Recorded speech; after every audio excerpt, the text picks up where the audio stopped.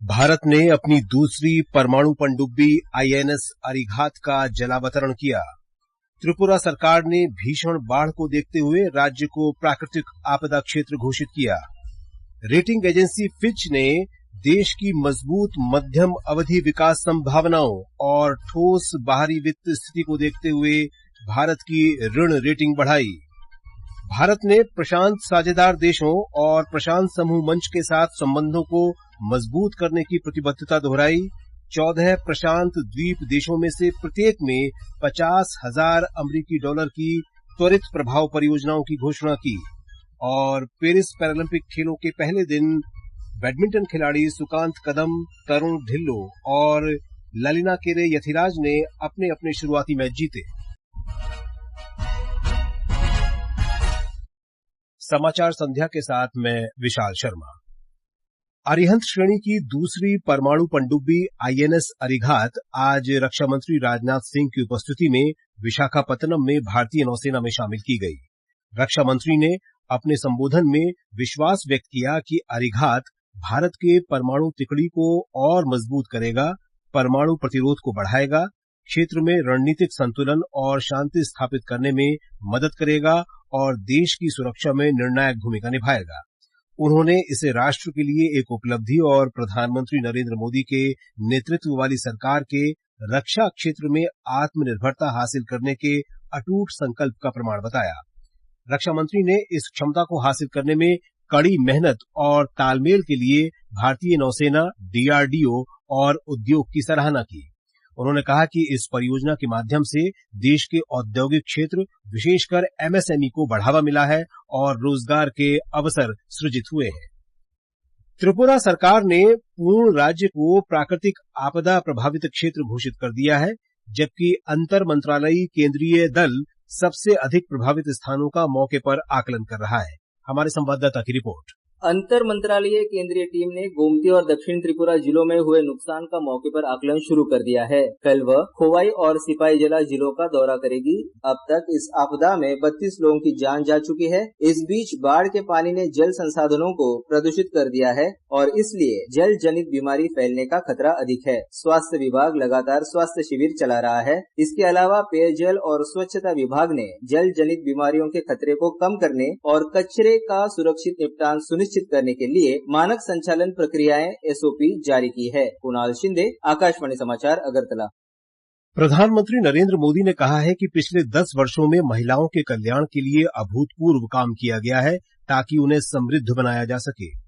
केंद्रीय कृषि मंत्री शिवराज सिंह चौहान के एक सोशल मीडिया पोस्ट पर प्रतिक्रिया देते हुए प्रधानमंत्री ने कहा कि महिलाओं का शैक्षिक, सामाजिक, आर्थिक और राजनीतिक सशक्तिकरण सुनिश्चित किया गया है ताकि देश में महिलाएं आगे बढ़ सकें।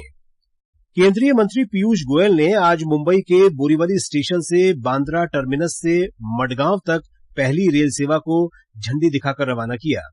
केंद्रीय रेल मंत्री अश्विनी वैष्णव ने वीडियो कॉन्फ्रेंसिंग के जरिए इस कार्यक्रम में भाग लिया। रेल मंत्री वैष्णव ने कहा कि ये रेलगाड़ी कोंकण की प्राकृतिक सुंदरता और प्राकृतिक दृश्यों को प्रदर्शित करेगी। विदेश मंत्री डॉक्टर एस जयशंकर ने आज नई दिल्ली में इजराइल के महानिदेशक याकोव ब्रिटस्टीन से मुलाकात की। एक सोशल मीडिया पोस्ट में डॉक्टर जयशंकर ने कहा कि दोनों पक्षों ने भारत इजराइल सहयोग के निरंतर विकास पर बल दिया और मध्य पूर्व में चल रही स्थिति पर विचारों का आदान प्रदान किया। राष्ट्रीय सुरक्षा सलाहकार अजित डोभाल 2 दिन की यात्रा पर कोलंबो पहुंच गए हैं। मीडिया खबरों के अनुसार श्री डोभाल कोलंबो सुरक्षा सम्मेलन में व्यक्त किए गए विचारों की समीक्षा करेंगे। भारत, श्रीलंका और मालदीव के प्रयासों से कोलंबो सुरक्षा सम्मेलन की क्षेत्रीय शुरुआत की गई है। ये समाचार हमारी वेबसाइट www.newsonair.gov.in और हमारे न्यूज ऑन एआईआर ऐप पर भी उपलब्ध हैं। अजी सुनती हो, आशा दीदी से क्या बात हुई? उन्होंने मुन्नी को दस्त से बचाने का उपाय बताया। क्या बताया? 6 महीने तक उसे सिर्फ माँ का दूध पिलाना है। 6 महीने बाद उम्र के अनुसार संपूर्ण पौष्टिक आहार खिलाना है।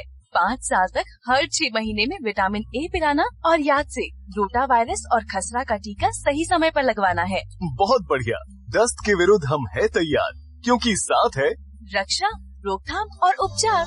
अधिक जानकारी के लिए आशा दीदी से संपर्क करें स्वास्थ्य एवं परिवार कल्याण मंत्रालय द्वारा जनहित में जारी। समाचार संध्या में आपका फिर स्वागत है।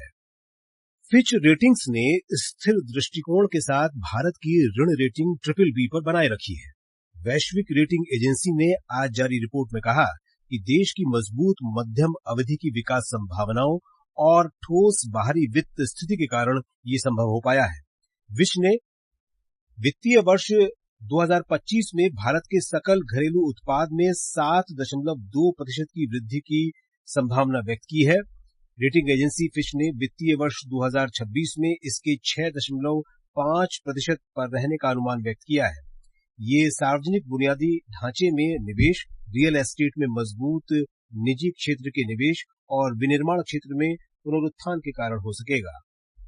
भारतीय रिजर्व बैंक RBI ने अपने नाम के दुरुपयोग से जुड़ी धोखाधड़ी गतिविधियों के खिलाफ चेतावनी जारी की है। RBI ने कहा है कि जालसाज विभिन्न हथकंडे अपनाते हैं, जिनमें फर्जी लेटरहेड और ईमेल पते, RBI कर्मचारियों का रूप धारण करना और लॉटरी जीतने, फंड ट्रांसफर, विदेशी प्रेषण और सरकारी योजनाओं जैसे काल्पनिक प्रस्तावों के साथ व्यक्तियों को लुभाना शामिल है। केंद्रीय अन्वेषण ब्यूरो ने आज 2 सुरक्षा गार्ड का पॉलीग्राफ जांच की। ये गार्ड 9 अगस्त को आरजीकर मेडिकल कॉलेज और अस्पताल की 4थी मंजिल पर तैनात थे। आरजीकर मेडिकल कॉलेज की प्रशिक्षु डॉक्टर का शव 4थी मंजिल पर एक सेमिनार हॉल में मिला था। इससे पहले आरजीकर मेडिकल कॉलेज के पूर्व प्राचार्य डॉक्टर संदीप घोष समेत 7 लोगों की पॉलीग्राफ जांच की गई। भारतीय विदेश सेवा के 2023 बैच के प्रशिक्षु अधिकारियों ने आज प्रधानमंत्री नरेंद्र मोदी से उनके आवास पर मुलाकात की। 2023 बैच में 15 विभिन्न राज्यों और केंद्र शासित प्रदेशों से 36 IFS अधिकारी प्रशिक्षु हैं। प्रशिक्षु अधिकारियों ने प्रधानमंत्री के नेतृत्व में विदेश नीति की सफलता की सराहना की और अपने आगामी नए कार्यों पर उनसे सुझाव और मार्गदर्शन मांगा। भारत ने प्रशांत साझेदार देशों और प्रशांत द्वीप समूह मंच के साथ मिलकर काम करने की प्रतिबद्धता व्यक्त की है। विदेश राज्य मंत्री पाबित्रा मार्गरीटा ने आज टोंगा में प्रशांत द्वीप समूह मंच संवाद सत्र में कहा कि भारत 14 प्रशांत द्वीपीय देशों में से प्रत्येक में $50,000 की त्वरित प्रभाव परियोजनाएं शुरू करेगा। त्वरित प्रभाव परियोजनाएं छोटे पैमाने की कम लागत वाली परियोजनाओं को तेजी से परिणाम देने के लिए तैयार किया गया है। इसके अंतर्गत बुनियादी ढांचा परियोजनाएं और आर्थिक विकास पहल शामिल है। सुश्री पाबित्रा मार्गरीटा ने कहा कि प्रधानमंत्री नरेंद्र मोदी ने पिछले वर्ष पापुआ न्यू गिनी में तीसरे हिंद प्रशांत द्वीप समूह सहयोग शिखर सम्मेलन के दौरान 12 सूत्री कार्य योजना की घोषणा की थी। साउथम्पटन विश्वविद्यालय राष्ट्रीय शिक्षा नीति 2020 के अंतर्गत भारत में एक परिसर स्थापित करेगा। विश्वविद्यालय अनुदान आयोग ने आज इसका आशय पत्र साउथम्पटन विश्वविद्यालय को सौंपा। आयोग के अध्यक्ष M जगदीश कुमार ने विदेश मंत्री सुब्रमण्यम जयशंकर की उपस्थिति में नई दिल्ली में ये पत्र सौंपा।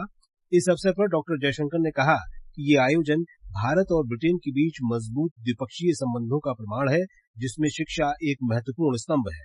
Today's event is also a testament to the strong and multifaceted bilateral ties between India and the United Kingdom, of which education is a particularly important pillar. At the heart of this progress lies the National Education Policy, NEP 2020. It is a policy which champions internationalization and aims to position India as a global player in education. Chhattisgarh के नारायणपुर जिले में आज सुरक्षा बलों के साथ मुठभेड़ में 3 महिला नक्सली मारी गईं। मुठभेड़ के बाद सुरक्षा बलों ने मौके से मारे गए माओवादियों के शव के साथ 2 राइफल और भारी मात्रा में सामान बरामद किया है। नारायणपुर जिले के पुलिस अधीक्षक प्रभात कुमार ने बताया कि कांकेर जिले की सीमा पर 30 से अधिक माओवादियों की मौजूदगी की खुफिया जानकारी मिलने के बाद सीमा सुरक्षा बल, जिला रिजर्व गार्ड और स्पेशल टास्क फोर्स की संयुक्त टीम को सर्चिंग के लिए भेजा गया था। सर्च ऑपरेशन के दौरान नक्सलियों ने टीम पर घात लगाकर हमला किया। उत्तर प्रदेश वन विभाग के अधिकारियों और विशेषज्ञों की टीम ने बहराइच जिले में आतंक मचा रहे क्रूर भेड़िए को आज सफलतापूर्वक पकड़ लिया। ऑपरेशन भेड़िया कार्रवाई की निगरानी मुख्यमंत्री योगी आदित्यनाथ कर रहे थे।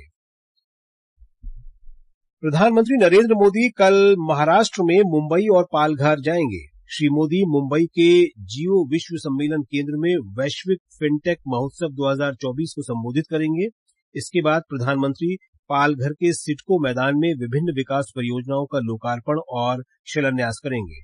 श्री मोदी पालघर में वाधवन बंदरगाह का शिलान्यास करेंगे।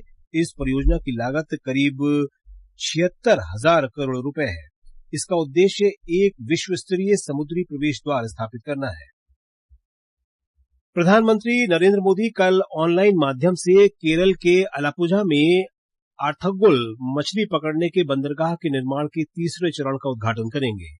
अराथुंकल क्षेत्र के मछुआरों के निरंतर अनुरोध पर 1991 में अराथुंकल फिश लैंडिंग सेंटर शुरू किया गया था। तृतीय चरण के कार्य हेतु 150.73 करोड़ रुपए उपलब्ध कराए गए हैं। ये समाचार आकाशवाणी से प्रसारित किए जा रहे हैं। ताजा समाचार जानने के लिए आप हमारे social media handle X@AIR News Hindi को फॉलो कर सकते हैं। पेरिस पैरालंपिक खेलों में भारत के सुकांत कदम, सुहास यथिराज और तरुण ने आज बैडमिंटन के पुरुष सिंगल्स SL4 ग्रुप मैचों में अलग अलग अंदाज में जीत हासिल की। सुकांत ने ग्रुप बी के शुरुआती मैच में मलेशिया के मोहम्मद अमीन बुरहानुद्दीन पर एक गेम से पिछड़ने के बाद वापसी करते हुए 17-21, 21-15, 22-20 से जीत हासिल की। टोक्यो पैरालंपिक के रजत पदक विजेता सुहास यथिराज ने इंडोनेशिया के हिकमत रामदानी को ग्रुप ए मैच में आसानी से हरा दिया। उन्होंने महज 22 मिनट में 21-7, 21-5 से जीत दर्ज की। अपना दूसरा पैरालंपिक खेल रहे तरुण ने पुरुष singles SL4 group D match में ब्राजील के ओलिवेरा रोजेरियो जूनियर जेवियर को 21-17, 21-19 से हराया। भारत के एन श्रीराम बालाजी और युकी भांबरी ने अमरीकी ओपन पुरुष डबल्स वर्ग में अपने अपने जोड़ीदारों के साथ पहले दौर के मुकाबले जीत लिए हैं। एन श्रीराम बालाजी और अर्जेंटीना के गुइडो एंड्रियोजी ने न्यूजीलैंड के मार्कस डेनियल और मेक्सिको के मिगुल रेयस वारेला को हराया। आज राष्ट्रीय खेल दिवस मनाया जा रहा है। ये दिवस महान हॉकी खिलाड़ी मेजर ध्यानचंद की जयंती के अवसर पर मनाया जाता है। प्रधानमंत्री नरेंद्र मोदी ने राष्ट्रीय खेल दिवस पर शुभकामनाएं दी हैं। स्पोर्ट सिर्फ मेडल जीतने का नहीं बल्कि दिलों को जीतने का माध्यम है। स्पोर्ट सबका है, सबके लिए है। स्पोर्ट सिर्फ चैंपियंस ही तैयार नहीं करता बल्कि पीस, प्रोग्रेस और वेलनेस को भी प्रमोट करता है। युवा कार्यक्रम और खेल मंत्री डॉक्टर मनसुख मांडविया ने राष्ट्रीय खेल दिवस के अवसर पर सभी नागरिकों को कम से कम 1 घंटा खेल को समर्पित करने का आह्वान किया। उन्होंने कहा कि प्रधानमंत्री नरेंद्र मोदी का सपना भारत को एक फिट राष्ट्र बनाने का है। श्री मोदी का नारा है, खेलेगा इंडिया तो खेलेगा इंडिया। मेजर ध्यानचंद की जन्म जयंती को हम राष्ट्रीय खेल दिन के रूप में मना रहे हैं। स्वस्थ नागरिक स्वस्थ समाज का निर्माण करता है और स्वस्थ समाज समृद्ध राष्ट्र का निर्माण करता है। 2047 में विकसित भारत बनाने के लिए देश के हर नागरिक स्वस्थ रहे, उसके लिए हर नागरिक फिट रहना आवश्यक है। और अब आर्थिक खबरों के साथ है मनोज पाठक। बॉम्बे स्टॉक एक्सचेंज का सेंसेक्स आज कारोबार के अंत में 349 अंक बढ़कर 82,134 पर बंद हुआ। उधर नेशनल स्टॉक एक्सचेंज का निफ्टी 50 106 अंक बढ़कर 25,158 दर्ज हुआ। और अंतर्राष्ट्रीय बाजारों में ब्रेंट कच्चे तेल की कीमत समाचार तैयार किए जाने तक $79.07 प्रति बैरल के स्तर पर कारोबार कर रही थी। अंत में मुख्य समाचार एक बार फिर। भारत ने अपनी दूसरी परमाणु पनडुब्बी INS अरिघात का जलावतरण किया। त्रिपुरा सरकार ने भीषण बाढ़ को देखते हुए राज्य को प्राकृतिक आपदा क्षेत्र घोषित किया। रेटिंग एजेंसी फिंच ने देश की मजबूत मध्यम अवधि की विकास संभावनाओं और ठोस बाहरी वित्त स्थिति को देखते हुए भारत की ऋण रेटिंग बढ़ाई। और भारत ने प्रशांत साझेदार देशों और प्रशांत समूह मंच के साथ संबंधों को मजबूत करने की प्रतिबद्धता दोहराई। इसके साथ ही समाचार संध्या का ये अंक समाप्त हुआ। नमस्कार।